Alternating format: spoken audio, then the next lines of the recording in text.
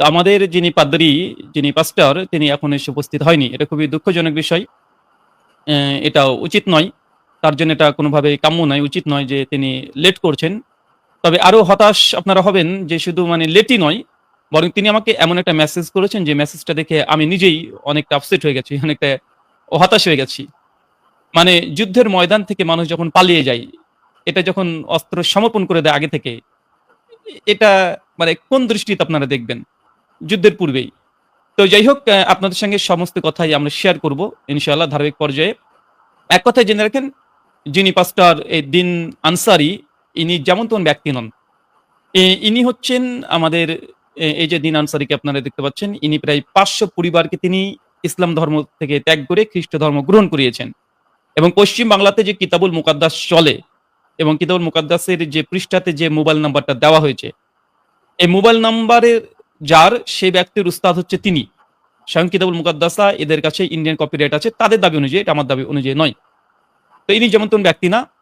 দীর্ঘ ৩০টা দেশে তিনি সফর করেছেন খ্রিস্ট ধর্মকে প্রচার করার জন্য। পৃথিবীর ৩০টা দেশে, একটা দুটা দেশ নয়, ৩০টা দেশে তিনি প্রচার করেছেন। ৩৫ বছর ধরে তিনি খ্রিস্ট ধর্মকে তিনি প্রচার করছেন। তিনি ৩৫ বছর ধরে খ্রিস্ট ধর্মকে প্রচার করছেন।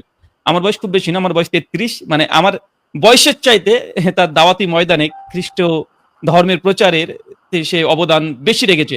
কেন আমার বয়সের চাইতে তার প্রচার অধিক পরিমাণে তিনি করেছেন। তো দুঃখজনক হলে সত্য কথা যে তিনি আজকে যে মেসেজ করেছেন, এই মেসেজটা দেখে আমি হতাশ হয়ে গেছি। আপনারা অলরেডি আপনারা বুঝতে পারছেন। কমেন্ট করে জানান তো কি হতে পারে? যে কি হতে পারে? মানে কি মেসেজ যেখানে আমি একটু আপসেট হয়ে গেলাম যে তার মেসেজ দেখে। অবশ্যই সেই মেসেজটা আপনাদের সঙ্গে শেয়ার করব। সেই মেসেজের স্ক্রিনশট, মোবাইল শট আপনাদের কাছে শো করব, দেখাবো, আপনারা বুঝতে পারবেন ইনশাআল্লাহ। তো মূল বিষয় হচ্ছে, পাদ্রী যিনি দিন আনসারী, উনি ডিবেটে আসছেন না। উনি ডিবেট থেকে পালিয়ে গেছেন। উনি ডিবেট থেকে পালিয়ে গেছেন। যদি বাংলাতে বলা হয়, ডিবেট থেকে উনি পালিয়ে গেছেন। এতদিন ঠিকঠাক সবকিছুই ছিল। হঠাৎ করে ৩ থেকে ৪ দিন ধরে তিনি যোগাযোগ একদম আমার সঙ্গে বন্ধ করে দিয়েছে। আমি তাকে দিনের পর দিন, মানে ফোনের পর ফোন করে চলে যাই। আমি ভাবলাম কোনো দুর্ঘটনা ঘটেছে কিনা। তাকে মেসেজ করি হোয়াটসঅ্যাপে, মেসেজ করে যাই। কিন্তু বেচারা আমার মেসেজ সিন করে কিন্তু কোনো রিপ্লাই করে না। তো আমি অন্য একটা নাম্বার থেকে তাকে কল করেছিলাম, সে সময় ফোনটা ধরেছিল। সে রেকর্ড আমাদের কাছে আছে, আপনাদের সঙ্গে শেয়ার করব। তো যাই হোক, তারপরে তিনি আমাকে মেসেজ করে জানাচ্ছেন, সে মেসেজ কি এটা আপনাকে জানাবো, দেখাবো। মেসেজে তিনি কি বলছেন। তো যেহেতু তিনি আসছেন না এবং আমি তাকে লিঙ্ক দিয়ে রেখেছি, আমি আরেকবার আপনাদের সামনে লিঙ্কটা তাকে দিয়ে দিই। এবং আজকে আমি সারাদিন তাকে বলেছি যে স্যার, অন্ততপক্ষে ২০টা মিনিটের জন্য হলেও আপনি আসেন, কথা বলেন, দর্শকদেরকে উদ্দেশ্যে বলবেন যে আপনার কোনো প্রবলেমের কারণে, কোনো সমস্যার কারণে আসতে পারেননি। আপনি ওজোর পেশ করতে পারেন, কিন্তু কোনো ওজোর না পেশ করে তিনি আসবেন না, এটা হতে পারে না। অবশ্যই তার মেসেজ আপনাকে দেখাবো। আমি তাকে মেসেজ পাঠিয়ে দিয়েছি অলরেডি, দেখাচ্ছি। ১ সেকেন্ড। উনাকে আমি যুক্ত হওয়ার লিঙ্কও দিয়ে দিয়েছি। আজকে সারাদিন তার সঙ্গে মেসেজ করছি, তিনি কোনো রিপ্লাই করছেন না। যদি দেখতে পান, এ হচ্ছে তার মেসেজ। এখানে সম্পূর্ণ মেসেজ তাকে করা হচ্ছে, তাকে লিঙ্ক দেওয়া হয়েছে এবং বলা হয়েছে যে আর মাত্র ৩০ মিনিট পরেই যুক্ত হয়ে যাবেন। তাকে লিঙ্ক দেওয়া হয়েছে। তো আমি বিশ্বাস করি তিনি আসবেন। এখন আমরা বিশ্বাস করি। সম্ভবত তাদের কাছে পবিত্র আত্মা এই মুহূর্তে আছে না নাই আমরা জানি না। কারণ খ্রিস্টানরা মনে করে যে তাদেরকে মানে শক্তি যোগায় পবিত্র আত্মা। এখন এই পাস্টরের কাছে আসলে কি পবিত্র আত্মাও কি ভয় পেল নাকি? এটা একটা খুব মানে একটা খুব ভাইটাল বিষয় যে পবিত্র আত্মা সহ যদি আসতে চায়, আসতে পারে। তো যাই হোক, চলেন আমি আপনাদের কাছে কিছু স্ক্রিন আগে শেয়ার করে দিই। স্ক্রিন শেয়ার করলে আপনারা বুঝতে পারবেন যে বিষয়টা আসলে কি হয়েছে। চলেন আমি কিছু মেসেজ দেখাই, কিছু ডকুমেন্টারি আগে শেয়ার করে দিই। এবং এখানে একটা কথা বলে রাখি, অন্য কোনো খ্রিস্টান তারা যদি যুক্ত হতে চান, তাদেরকে যুক্ত হওয়ার লিঙ্ক দেওয়া হবে। অন্ততপক্ষে আপনাদের ইজ্জত সম্মান রক্ষা করেন। এই যুদ্ধের ময়দানে না নেমে আগে থেকে লোটা কম্বল দিয়ে পালিয়ে যাওয়া, এটা খ্রিস্টানদের কাছ থেকে আমি আশা করিনি। তবে খ্রিস্টানদের পালিয়ে যাওয়ার ইতিহাস এটা আজকের নয়, অনেক পুরাতন। আপনার রহমতুল্লাহ কারানবী রহমাহুল্লাহর জীবনী দেখেছিলেন, যখন উইলিয়াম ফান্ডার ভারতবর্ষের বুকে একজন খ্রিস্টান মিশনারি যখন প্রচুর পরিমাণে দাওয়াতি কাজ করতো, মুসলিমদেরকে চ্যালেঞ্জ করতো, তার সঙ্গে কেউ নাকি ডিবেটে বাহাসে বসতে পারবে না। যখন রহমতুল্লাহ কারানবী রহিমাহুল্লাহ তিনি যখন ১৮০০ দশকের দিকে যখন তিনি ডিবেট করতে গিয়েছিলেন, ডিবেট করে তাকে এমন নাস্তানাবুদ করে দিয়েছিলেন, পরবর্তী সময়তে তিনি ভারতকে ত্যাগ করে তিনি পালিয়ে চলে যান। চলে যাই স্পেনের ইস্তাম্বুল শহরে, রাজধানী। তো ওইখানে গিয়ে মুসলিমদেরকে আবার বিভ্রান্ত করতে শুরু করেছিল, চ্যালেঞ্জ বাজি করতে শুরু করে দিয়েছিল। আলহামদুলিল্লাহ সেই সময়তে রহমতুল্লাহ কারানবী তিনি ইস্তাম্বুলে চলে গিয়েছিলেন। যখন ইস্তাম্বুলে যখন গিয়েছে আর ওই উইলিয়াম ফান্ডার যখন শুনেছে যে এখানে রহমতুল্লাহ কারানবী এসেছে, উনি সঙ্গে সঙ্গে স্পেন ছেড়ে দিয়ে, ইস্তাম্বুল ছেড়ে দিয়ে তিনি পালিয়ে আবার ইউরোপ কান্ট্রিতে পালিয়ে যান। তো খ্রিস্টানদের ইতিহাস এটা অনেক প্রাচীন, পালিয়ে যাওয়া, ডিবেট থেকে ভয়ে পালিয়ে যাওয়া, এই ইতিহাস অনেক প্রাচীন। চলেন আমি বলি, এই জন্য আজকে এটা একটা ইতিহাস হয়ে থাকবে। এটা একটা ইতিহাস, খ্রিস্টানদের বাংলা ভাষাতে একটা ইতিহাস রেকর্ড হয়ে থাকবে, যে খ্রিস্টানরা ডিবেটে আসার সময় দিয়ে আমাদেরকে, তারা আমাদের এই আলোচনা সভাতে আসেনি। যদি কখনো এই বাংলার ইতিহাসে খ্রিস্টানদের দাওয়াতি মিশনের কার্যকলাপ নিয়ে আলোচনা করতে হয়, তো এই দিনটাকে তাদের স্মরণ রাখতে হবে, যে হ্যাঁ, তারা একদিন এসেছিল মুসলিমদের সঙ্গে ডিবেট করতে, কিন্তু তারা পালিয়ে গেছে, তারা কথা বলার মতো যোগ্যতা রাখেনি, তারা পালিয়ে গেছে। আর এই পালিয়ে যায় ইমরান ভাই, এটা কিন্তু আজকের নয়। খ্রিস্টানরা তো প্রত্যেক সময়তে মুসলিমদের সঙ্গে যদি ডিবেটে আসে তারা পালিয়ে যায়। শুধু এটা নয়, 2000 বছর আগেও যিশুর অনুসারী যারা ছিলেন, যিশুর ভক্ত যারা ছিলেন, যিশুর শিষ্য যারা ছিলেন, যদি ঈসানবীর শিষ্য না, যিশুর শিষ্য, তারা ভয়ে পালিয়ে গেছিল, ন্যাংটা হয়ে পালিয়ে গেছিল, উলঙ্গ অবস্থায় পালিয়ে গেছিল। আর জ্বলন্ত একটা দৃষ্টান্ত দেখেন বাইবেল, নতুন নিয়ম, মার্ক 14 অধ্যায় 49 থেকে 52 নম্বর ভার্স। এখানে সেই তথাকথিত ক্রুসিফিকশনের আগে জিজাস ক্রাইস্টের 12 জন শিষ্যকে নিয়ে তিনি গেতসামিনের আঙ্গুরের বাগানে তিনি বসেছিলেন। আর এই মুহূর্তে অবস্থাতে ইহুদিরা রোমান সৈনিক নিয়ে দলবদ্ধভাবে একসঙ্গে এসে যিশুকে ধরার জন্য এসেছিল। দেখেন, তারপরে দেখেন মার্ক মানে ইঞ্জিল যেটা তারা দাবি করে, নতুন নিয়ম মার্ক 14 অধ্যায় 49 থেকে 52 কি বলছে, স্পষ্ট বাইবেল থেকে পড়ছি, কি বলছে, তখন যিশু তাদের বললেন, তোমরা লাঠি তলোয়ার নিয়ে আমাকে ধরতে এসেছো, মনে হচ্ছে আমি একজন দস্যু। এরপর কি বলছে দেখেন, আমি প্রতিদিন মন্দিরে তোমাদের মধ্যে থেকেছি ও শিক্ষা দিয়েছি, তখন তো আমায় ধরলে না, কিন্তু শাস্ত্রের বাণী সফল হবেই। 50 নম্বর ভার্স কি বলছে, পয়েন্ট টু বি নোটেড, 2000 বছরের ইতিহাস আবার আজকে তৈরি হলো, 2000 বছর পর ইতিহাসে পুনরাবৃত্তি হচ্ছে। কিভাবে দেখেন, তখন তার সব শিষ্য, মানে একজন না, সব শিষ্য তাকে ফেলে পালিয়ে গেল।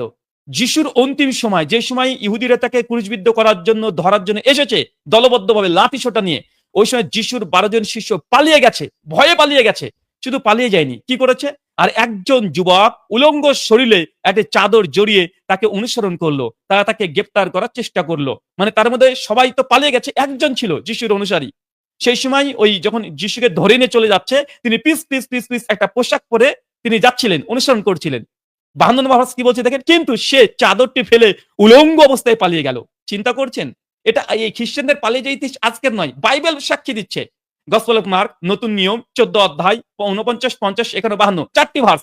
2000 বছর আগে যিশুর অন্তিম সময়ে ক্রুশবিদ্ধের আগের মুহূর্ত অবস্থাতে যিশুর অনুসারীরা, যিশুর ভক্তরা, যিশুকে যারা প্রভু প্রভু বলে চিৎকার মারে, গলা ফাটিয়ে দেয়, তারা যিশুর অন্তিম সময়ে তারা ন্যাংটা হয়ে পালিয়ে গেছে।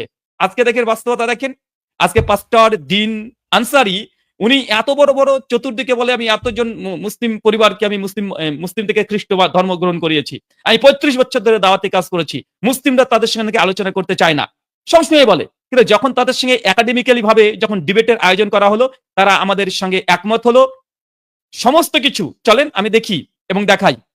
আচ্ছা ইমরান মাহমুদ ভাই, আমি এই মুহূর্তে দর্শক মন্ডলীদের উদ্দেশ্যে আমি সরাসরি তাকে একবার ফোন করব, সরাসরি ফোন করব। আচ্ছা, আমার কাছে মনে হচ্ছে যেহেতু আমি এই প্রোগ্রামটা পরিচালনা করছি, সেক্ষেত্রে আমি কলটা করি, এটা সবচেয়ে ভালো হবে দর্শকের কাছে। আপনার কলটা সে নাও ধরতে পারে, ওকে ওকে ওকে আমার কলটা সে ধরতেও পারে। সো আমি তাকে অলরেডি মেসেজ দিয়ে রেখেছি, আমি আশা করেছিলাম যে সে রিপ্লাই করবে, তারপর আমি কল করছি, আশা করি সে আমার কলটা রিসিভ করবে। জি ওকে,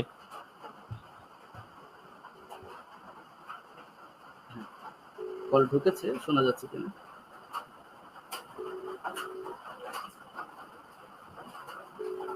আচ্ছা, আমরা একটু অপেক্ষা করি, কলটা রানিং হচ্ছে।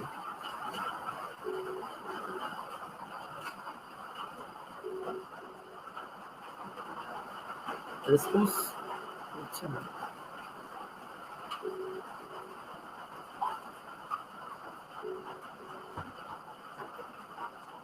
তিনি আমার কলটাও তো রিসিভ করছেন। আচ্ছা ব্রাদার রাহুল ভাই, আপনিই কল দেন। ওকে আমি কল লাগাচ্ছি। আমার কলটা সে রিসিভ করে নাই, কলটা রিসিভ ওকে আমি কল দিচ্ছি।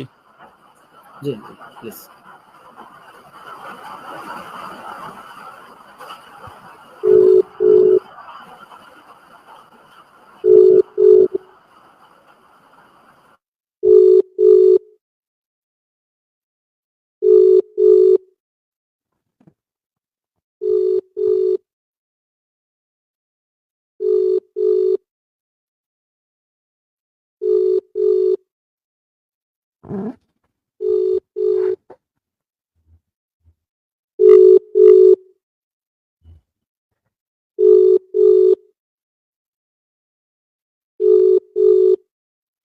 না, উনি ধরছেন না।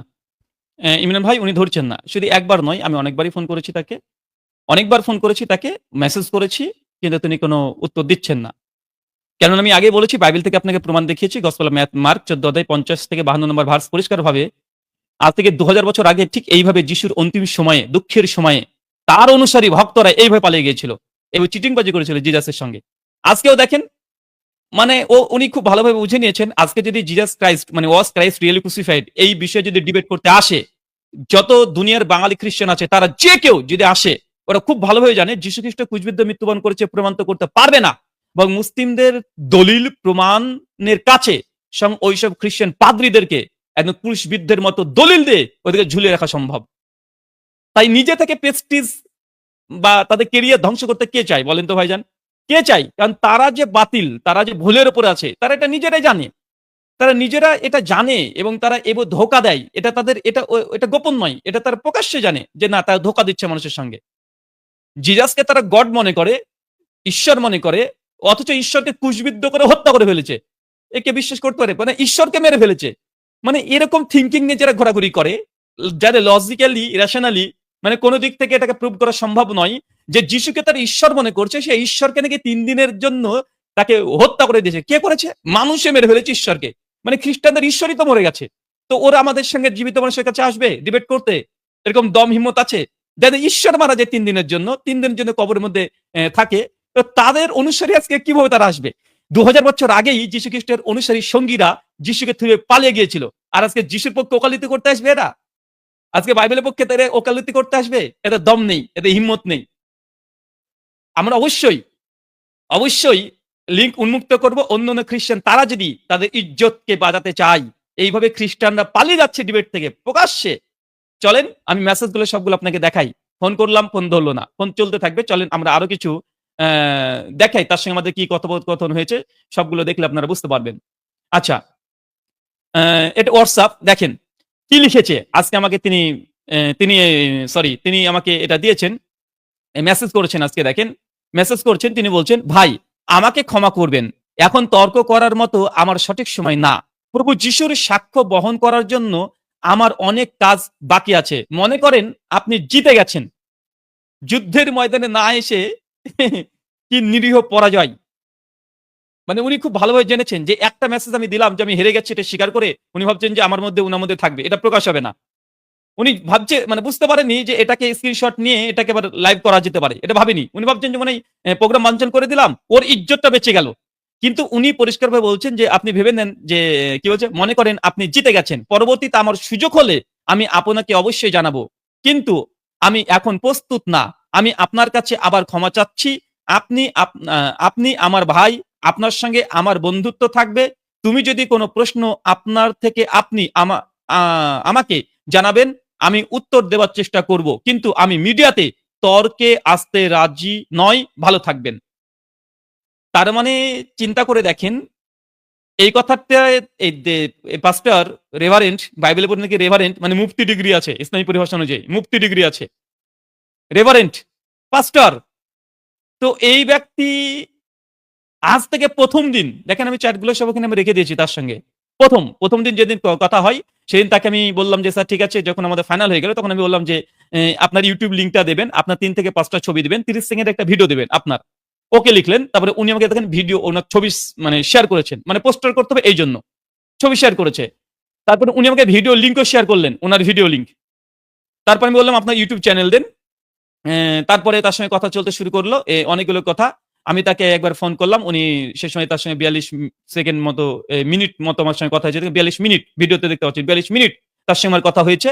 তারপরে উনাকে আমি একটা ভয়েস করেছিলাম, উনি ফ্রি আছেন কিনা, মানে ওনার সঙ্গে স্টিম ইয়ার্ডে আমাদের এই প্রোগ্রাম পারপাসে কিভাবে প্রোগ্রাম করবো সম্পূর্ণ এটা আমরা যেন একে অপরের সঙ্গে বুঝে নিই, এবং স্টিম ইয়ার্ডে কিভাবে যুক্ত হতে হয়, পুরো সেট আপটা যেন রেডি করতে পারি, এটা নিয়ে তার সঙ্গে আলোচনা হয়েছিল। তো আমি তাকে স্টিম ইয়ার্ডের লিঙ্ক পাঠিয়ে দিয়েছি। আমি বললাম লিঙ্ক দিলাম।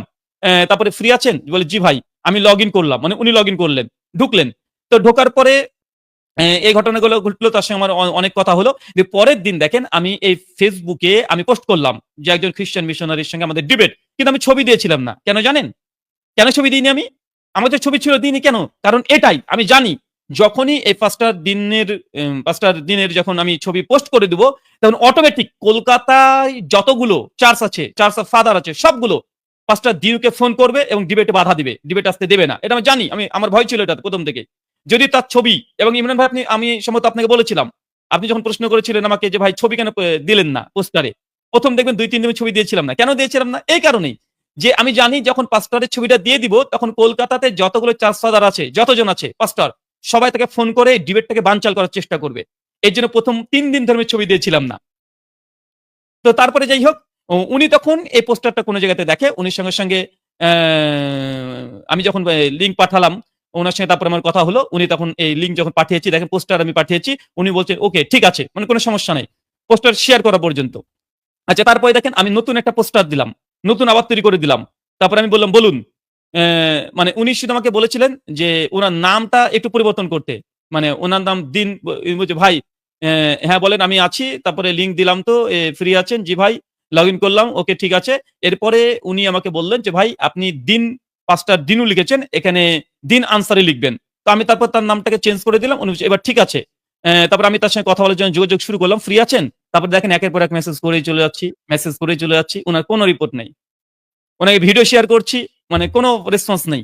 দিয়ে আজকে আমাকে তারপরে এই মেসেজটা দিয়ে তিনি হাতটাকে তুলে নিয়েছেন। এবং দেখেন বিভিন্ন খ্রিস্টান মিশনারিদের মধ্যে আমাদের এই ডিবেট নিয়ে তাদের মধ্যে তোলপাড় চলছে, এবং তারা বারবার বলছে ব্রাদার রাহুলের সঙ্গে কেন ডিবেটে যাচ্ছে, কেন? যখন আমি তার সঙ্গে একবার কথা বললাম, সেই সময়তে উনি বলছেন আমাকে 5টা দিন নিজে বলছে যে ভাই আপনি তো অনেক বড় ডিবেটার, আমি তো ভাবতে পারিনি যে আপনি এত বড় ডিবেটার। তো আপনার আমি অনেকগুলো ডিবেট কিছুদিন থেকে ইউটিউবে দেখছি, এমনকি ওই আসাদের সঙ্গে ডিবেট হয়েছে সেটাও দেখেছি। বলছে ভাই আপনি তো খুব শক্ত মানুষ, এবং আপনি তো খুব যুক্তি দিয়ে তথ্য দিয়ে কথা বলেন, আপনার সঙ্গে তো যেমন তেমন ব্যক্তি তো আলোচনা করতে পারবে না। ওয়াল্লাহি আল্লাহর কসম তিনি এইভাবেই কথা বলছেন যে আপনার সঙ্গে মানে ডিবেটে বসতে হলে তো মানে চতুর্দিকে মজবুত করে বসতে হবে, মানে এইভাবে বলছে। আমি তখন বুঝতে পারলাম যে এই বেচারা মানে পালাবে, এবং সে বলছে যে আপনার আমি ভিডিও দেখতে শুরু করেছি, মানে আমি যে খ্রিস্টানদের সঙ্গে ডিবেট করেছি বা করি এটা তার জানা ছিল না। উনি মনে করতেন আমার যেসব ভিডিও দেখেছেন শুধুমাত্র এই হিন্দু ধর্মের উপরে কিছু ভিডিও উনি দেখেছেন, হিন্দুদের সঙ্গে ডিবেট এগুলো দেখেছেন, কিন্তু খ্রিস্ট ধর্ম নিয়ে যে আমি ডিবেট করি বা আমি আলোচনা করি এটা তার জানা ছিল না। তো উনি পরবর্তী সময়তে খ্রিস্টানদের সঙ্গে আমার ডিবেট 4-5টা দেখেছে, দেখার পরে মানে উনার মাথা তার কোনো কাজ করেনি। ওটা মানে উনি পরিষ্কার করে না বললেও পরবর্তী সময়তে তিনি আমার সঙ্গে যোগাযোগ পুরো স্টপ করে দিয়েছেন। শুধু এই একটা মেসেজ দিয়ে বলেছে আমাকে ক্ষমা করবেন, উনি এখন বিতর্কের জন্য প্রস্তুত না। তো এই চিটিংবাজি গুলো করার কি দরকার ছিল? 500 মানুষকে তোমরা ইসলাম থেকে মানে খ্রিস্ট ধর্ম বানিয়েছো। যদি দম থাকে যারা বাইবেল জানে, যারা কোরআন জানে তাদের কাছে আসো। খ্রিস্টানদেরকে দেখবেন কখনোই তারা প্রকাশ্যে যারা কোরআন বাইবেল জানে তাদের সঙ্গে ডিবেটে আসতে চায় না। এই যে আমরা এত দম দিয়ে কথা বলছি, আমরা এত স্পিরিট দিয়ে কথা বলছি, যে আসেন, যে কেউ আসেন, এসে প্রমাণ করেন। আমি তো বলেছিলাম, আমি এখনো বলি যদি কোনো খ্রিস্টান এই টপিকের উপরে বিতর্ক করতে আসে তাকে 20,000 টাকা ইন্ডিয়ান রুপি দেবো। 20,000 টাকা ইন্ডিয়ান রুপি দেওয়া হবে, এবং যত খরচ খরচা যা আছে সবকিছু দেওয়া হবে। তারা এসে আমাদের সঙ্গে ডিবেটে বসুক। কিন্তু তারা ডিবেটে আসবে না, এইভাবে ছ্যাঁচড়ামি করবে। উনি প্রথমে ভেবেছেন একটা মৌলবি মানুষ মনে হয় কিছু জানে না, হুজুর মানুষ, এরা বাইবেলে কি বলবে, অনেক মৌলবিদেরকে সঙ্গে তো আমি ডিবেট করেছি, মানে প্রথমে এরকম ভেবে উনি রাজি হয়ে গেছেন। তারপরে পরবর্তী সময় যখন ভিডিওগুলো দেখেছে, দেখে উনি আস্তে আস্তে আস্তে আস্তে পিছু টানতে শুরু করে দিয়েছে। বিষ খেয়ে মরে যাবে, তারও এরা ডিবেটে মানে আসতে চাইবে না, এরকম একটা পরিস্থিতি বা পজিশন তৈরি হয়েছে। তো আমি এখানে দর্শক মন্ডলীর কাছ থেকে ক্ষমা চাচ্ছি। ক্ষমার জন্য এই জন্য চাচ্ছি যে আপনাদের যে অধীর আগ্রহে আপনারা বসেছিলেন আলহামদুলিল্লাহ। তো ডিবেটের ময়দানে তারা আসেনি, এটা একটা ইতিহাস। রহমতুল্লাহ কারানবীর সময় উইলিয়াম ফান্ডার তিনি বিতর্কে রহমতুল্লাহ কারানবীর নাম শুনে তারা পালিয়ে গেছে। এইসব খ্রিস্টান মিশনারি তারা জানে না আমরা হচ্ছে তাদেরই উত্তরসূরি। সানাউল্লাহ অমৃতসর রহিমুল্লাহর আমরা উত্তরসূরি। যে কোনো বাতিল যদি আসে আসুক আমাদের সামনে, ইনশাআল্লাহ কোনো সমস্যা নেই। আমরা সাদরে তাদের সঙ্গে হাসি মুখে আমরা ডিবেট করব। কিন্তু দেখবেন 2-1টা ডিবেটের পরেই তারা পিছু টানবে। খ্রিস্টানদের সঙ্গে 5-6টা ডিবেট হওয়ার পরে কোনো খ্রিস্টানরা ডিবেটে আর রাজি হতে চায় না, মানে বিতর্কে যেতে চায় না। এখন বলছে না বিতর্ক করা আমাদের ধর্ম অনুযায়ী অনুমোদিত নয়, মানে এরকম একটা পেঁচাল পারছে। অনেক হিন্দুদেরকে দেখবেন যখন গোমাংস ভক্ষণ নিয়ে ডিবেট হলো, বর্ণপ্রথা নিয়ে ডিবেট হলো, এখন তারা আর কেউ আসতে চায় না। এখন এই ছোট পুটা কিছু আসে, ছোট ছোট তারা আসতে চায়, মানে একাডেমিক্যালি ভাবে ডিবেটে তারা কেউ আসতে চায় না। আমরা এই কথাই বলবো যে মানে আল্লাহ সুবহানাহু ওয়া তাআলা সূরা বানী ইসরাঈলের 81 নম্বর আয়াতে বলে দিয়েছেন যে জাআল হাক্কু ওয়া যাহাকাল বাতিল ইন্নাল বাতিলা কানা যাহুকা। যখন সত্য আসিয়াছে মিথ্যার সামনে, মিথ্যা তখন বিলুপ্ত হইবে। মিথ্যা তো বিলুপ্ত হবারই জন্য, না তো খ্রিস্টানদের তাদের বিশ্বাস প্রচার করতে আসবে। এখানে ভয় কিসের? আপনার ধর্ম যদি সত্য হবে, কথা বলতে তো ভয় কিসের আপনাদের? আলোচনা করতে সমস্যা কি কোথায়? জিজাসকে আপনারা বিশ্বাস করেন, আমরা মুসলিমরা বিশ্বাস করেন। আপনারা বিশ্বাস করেন জিজাস তিনি ক্রুশবিদ্ধ মৃত্যুবরণ করেছে। কোরআন 1400 বছর আগে চ্যালেঞ্জ করেছে। এটা খ্রিস্টানদের মিথ্যা, ভ্রান্ত ধারণা। জিজাসের সেই দিন কোন ক্রুশবিদ্ধ হয় নাই। খ্রিস্টানরা মিথ্যার উপরে 2000 বছর ধরে মানুষকে ভুল শিক্ষা দিচ্ছে। কোরআন তো 1500 বছর আগে চ্যালেঞ্জ অ্যাকসেপ্ট করেছে। 1400 বছর আগে কোরআন জানিয়ে দিয়েছে না জিজাসের ক্রুশবিদ্ধ হয়নি, তাকে হত্যা করতে পারেনি। গোটা খ্রিস্টান জগতের মূল যে ফাউন্ডেশন খ্রিস্ট ধর্মের সেটা হচ্ছে জিজাসের ক্রুসিফিকশন। আর কোরআন 1500 বছর আগে মুহাম্মদ সাল্লাল্লাহু আলাইহি সাল্লাম তিনি জানিয়ে দিয়েছেন কোরআনের মাধ্যমে যে না, যিশুর সেই দিন ক্রুশবিদ্ধ হয়নি, আল্লাহ সুবহানাহু ওয়া তাআলা তাকে জীবন্ত তুলে নিয়েছে। কিন্তু আজ পর্যন্ত কোনো খ্রিস্টানরা এই বিষয়ে একাডেমিক্যালি ডিবেট করার জন্য তারা প্রস্তুত না, তারা ভয় পালিয়ে যায়। যেমন ভাবে যিশুর সাথীরা সেই ক্রুসিফিকশনের দিনেই উলঙ্গ ন্যাংটা হয়ে পালিয়ে গেছে, তাও তো একজন তার যিশুর পিছ পিছ যেতে চেষ্টা করেছিল। কিন্তু আজকের দিনের খ্রিস্টানরা দেখেন তারা মানে ডিবেটে মানে আসছে না, তারা আগে থেকে সিলিন্ডার, আগে থেকে মানে উলঙ্গ অবস্থায় পালিয়ে যাচ্ছে। আমি একটা কথা বারবার বলেছিলাম যে আমাদের প্রতিপক্ষ যারা আসবে ইনশাআল্লাহ তাদেরকে উলঙ্গ করে মানে ছেড়ে দেবো। দেখেন বাইবেল থেকে প্রমাণ হচ্ছে যে জিজাসের অনুসারী যারা দাবি করছে এরা উলঙ্গ হয়েছে, আবার উলঙ্গ হয়েছে। 2000 বছর আগে হয়েছে, আজকে একবার হলো। এটা ইতিহাস হিসেবে থেকে যাবে ইনশাআল্লাহ। জি ইমরান মাহমুদ ভাই। জি রাহুল ভাই, আমাদের যে বিষয়টা আমরা তো যেহেতু প্রোগ্রামটা সবার জন্য উন্মুক্ত করেছি, খ্রিস্টানদের থেকে যদি কেউ আমাদের সাথে যুক্ত হতে চায় অবশ্যই আমি তাকে যুক্ত করব এবং আপনার সাথে বিতর্ক করার সুযোগ থাকবে। এই জন্য দর্শকদের মধ্যে যারা খ্রিস্টান আছেন অবশ্যই খ্রিস্টানদের মধ্যে অনেকে অপেক্ষা করেছেন। আমাদের কাছে যে জিনিসটা সবচেয়ে বাজে লেগেছে যে আপনি আপনার জ্ঞান দিয়ে 500 পরিবারকে অমুসলিম বানাতে পারলেন, খ্রিস্টান বানাতে পারলেন, তাহলে আপনার সেই জ্ঞান কোথায় গেল? এবং যাদেরকে আপনি মুসলিম বানালেন তারা কি আমাদের এই প্রোগ্রামটা দেখছে কিনা জানি না, তাদের এই প্রোগ্রামটা দেখা উচিত যে আসলে আপনাদের ধর্মীয় যে বিষয়গুলো এটা কতটা পোক্ত। তো যাই হোক, আমরা কথা বাড়াবো না। আমরা আমাদের যদি আমাদের সাথে কেউ যুক্ত হতে চান আমরা আপনাদেরকে যুক্ত করব। এবং ব্রাদার রাহুল ভাইয়ের আলাপের সাথে সাথে আমি কিন্তু অনেকবার তাকে কল দিয়েছি এবং সে অলরেডি লাইনে আছে, সে লাইনে আছে, কল রিসিভ করছে না। যাই হোক, আমরা তারপর কন্টিনিউ করব। এবং যদি আমাদের মধ্যে আপনার যদি খ্রিস্টানদের মধ্যে থেকে আমাদের সাথে যুক্ত হতে না চায় সেক্ষেত্রে আমরা আমাদের দিনী ভাইদেরকে যুক্ত করব এবং আজকের প্রোগ্রামের বিষয়ে তাদেরকে মন্তব্য নেওয়ার চেষ্টা করব। অবশ্যই সবাইকে নিব না, আমরা কিছু মানুষকে অ্যাড করার জন্য চেষ্টা করব। জি ব্রাদার রাহুল ভাই, আপনি যদি প্রস্তুত থাকেন তাহলে এই বিষয়টা চালু করা যায় এবং আমাদের ব্যাক স্টেজের অবস্থাটা একটু জি ওকে ওকে ওকে ওকে অনেকে অপেক্ষা করছে আমাদের সাথে যুক্ত হওয়ার। আমি নিশ্চিত যে পাস্টর দিন আনসারী উনি লাইভ দেখছেন। হ্যাঁ, আমি এটা নিশ্চিত এবং সে অলরেডি লাইনে আছেন, লাইন থেকে বের হচ্ছেন। হ্যাঁ আমি দেখছি উনি লাইনে আছেন, উনি লাইনে আছেন। আমি ইতিমধ্যে দেখতে পাচ্ছি, হোয়াটসঅ্যাপে দেখতে পাচ্ছি যে তিনি লাইনে আছেন এবং অ্যাক্টিভ আছেন। ফেসবুকেও তিনি এই মুহূর্তে আছেন, ফেসবুকে আছেন, এটা আমি দেখতে পাচ্ছি। ফেসবুক তার মেসেঞ্জার আমি অন করে দেখলাম যে তিনি এই মুহূর্তে ফেসবুকেও আছেন। এক সেকেন্ড, মানে তিনি দেখছেন এবং জীবন্ত অবস্থায় জীবন্ত মানুষের যে পরাজয় কিভাবে যে মানুষের যোগ্য হয় এটা তিনি উপভোগ করছেন, যে কিভাবে একটা মানুষ মানে এত বড় অপমান। আমি মনে করি যে এটা খ্রিস্ট ধর্ম অপমান করেছেন উনি। হ্যাঁ, এটা মানুষের অপমান না ভাই, সে যেহেতু 500 মানুষকে অমুসলিম বানাইছে সে তো আর সাধারণ কেউ না, সুতরাং তার বিষয়টা আমরা সাধারণভাবে নিতে চাই না, এটা অবশ্যই তার ধর্মের উপরে যাবে। এবং দেখেন আমি এটা মনে করি যেটা খ্রিস্ট ধর্মের উপরে তিনি মানে কঠিন ভাবে মারাত্মক ভাবে খ্রিস্ট ধর্মীয় প্রতি এই অভিযোগটা অপবাদটা চলে যায়। যদি ব্যক্তি ওই দিন যদি আসতেন, পাঁচটা দিন যদি আসতেন, দিন আনসারি যদি আসতেন, যদি হেরে যেতেন উনি যেতেন, নাক কাটা গেলে উনার যেত, খ্রিস্ট ধর্মের যেত না। কিন্তু তিনি চ্যালেঞ্জ অ্যাকসেপ্ট করে গ্রহণ করে পোস্টারিং হয়ে যাওয়ার পরে তিনি আজকের দিনে এসে বলছে তিনি আসবে না। এটাতে কি প্রচার হচ্ছে? এটা খ্রিস্ট ধর্মের অনুসারীদের লজ্জা যে তাদের পাদ্রী, তাদের পাস্টর তারা ভয় করে পালিয়ে গেছে, ডিবেটে আসতেই পারেনি, মানে মঞ্চে উঠতে পারেনি। এটা তাদের জন্য লজ্জাকর বিষয় নাই? এটা অবশ্যই লজ্জাকর বিষয়।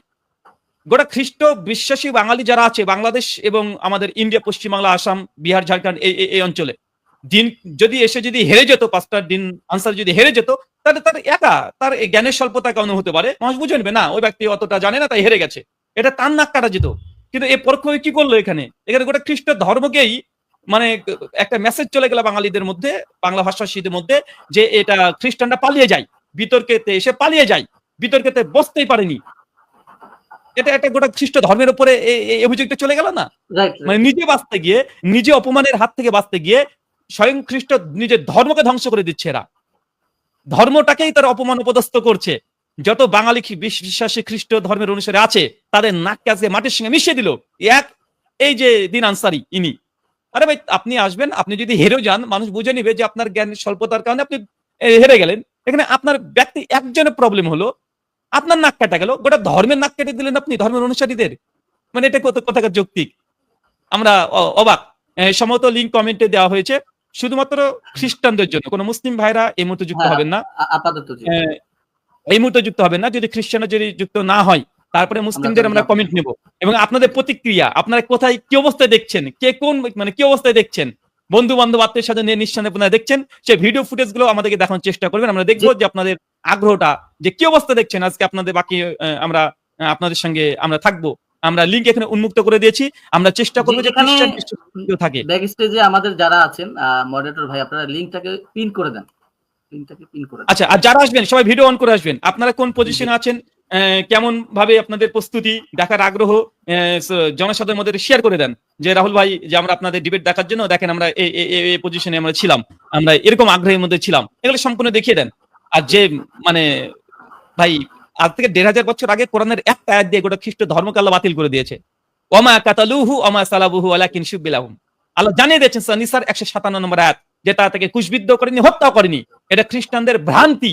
1500 বছর আগে তো আল্লাহ জানিয়ে দিয়েছেন, তো এরা জানে না, এরা অন্য কারো কাছে সঙ্গে তো নাই। যারা কোরআন বাইবেল জানে জিন্দিগিতে এইসব খ্রিস্টান পৃথিবীর যত বড় খ্রিস্টান হোক তারা ডিবেট করতে পারবে না, ডিবেট করলেও তারা নাকে চুবানি খায়, এটা আপনি জেনে রাখেন।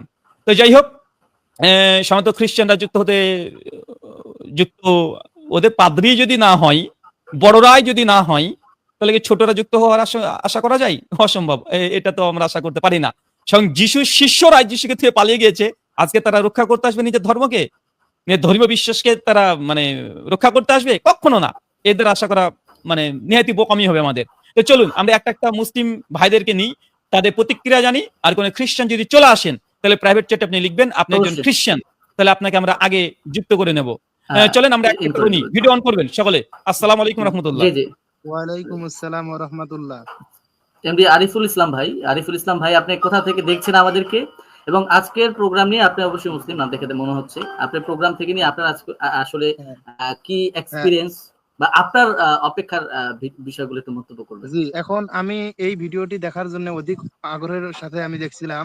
আমি আমার থানা সুন্দরগঞ্জ, জেলা গাইবান্ধা, বিভাগ হচ্ছে রংপুর। আমি সেখান থেকেই দেখছিলাম আর কি। আমি অনেক দিন থেকে এই ভিডিওটি দেখার জন্য আমি অধীর আগ্রহী ছিলাম, এখনো আগ্রহী আছি। কিন্তু প্রথমেই আমি বুঝতে পারলাম যে সে মনে হয় আসবে না। তারপরে রাহুল ভাইয়ের কথা শুনলাম এবং আপনার কথা শুনলাম, সেই কথাগুলো শোনার পর বুঝতে পারলাম যে সে আর আসবে না। রাহুল ভাই তো ওই যে উদ্ধৃতি দিলই, তারা উলঙ্গ হয়ে পালিয়ে গেছে, সেই কারণে আজকেও পালিয়ে গেল, সেই কারণে আর দেখতে পেলাম না। তাদের যে ধর্মের বিশ্বাসটা কিরকম বিশ্বাস সেটা আমাদের জানা হয়ে গেছে, এবং খ্রিস্টান ভাইদেরও হয়তো জানা হয়ে গেছে তাদের ধর্মের বিশ্বাসটা কেমন, এইটুকুই আর। আচ্ছা, আপনি যেখানে আছেন সেখানে কারেন্ট নাই? জি জি জি, ধন্যবাদ। না কারেন্ট নাই।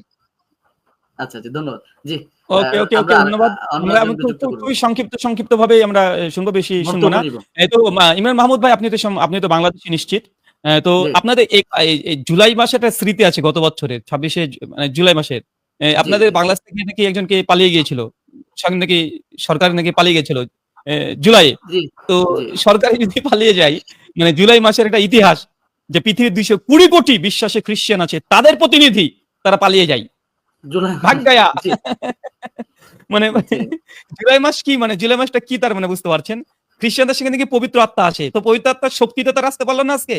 তার নাকি অন্ধ বন্ধা এদেরকে নাকি সব মানে সুস্থ করে দেয় পবিত্র আত্মার সাহায্যে। আজকে তাদের এই পবিত্র আত্মা কোথায় পালিয়ে গেল? পবিত্র আত্মা পালিয়ে গেছে। পবিত্র আত্মা এতটাই দুর্বল যে পবিত্র আত্মার স্পিরিচুয়াল আধ্যাত্মিক শক্তি নিয়ে তারা আসতে পারলো না। বিভিন্ন বাপ্টিস্ট চার্চে ওই অন্ধকে নাকি ভালো করে দেয়, ন্যাংরাকে নাকি খ্রিস্টানরা ভালো করে দেয়। কার নাকি 50 বছর ধরে পায়ে ন্যাংরা ছিল, যীশু খ্রিস্টের কাছে প্রার্থনা করে নাকি ভালো হয়ে গেছে, পবিত্র আত্মা নাকি তাদেরকে সহযোগিতা করেছে। তো আজকে খ্রিস্টানরা কোথায়? আজকে কোথায়? পবিত্র আত্মাও কি ভয় পেয়ে গেল নাকি?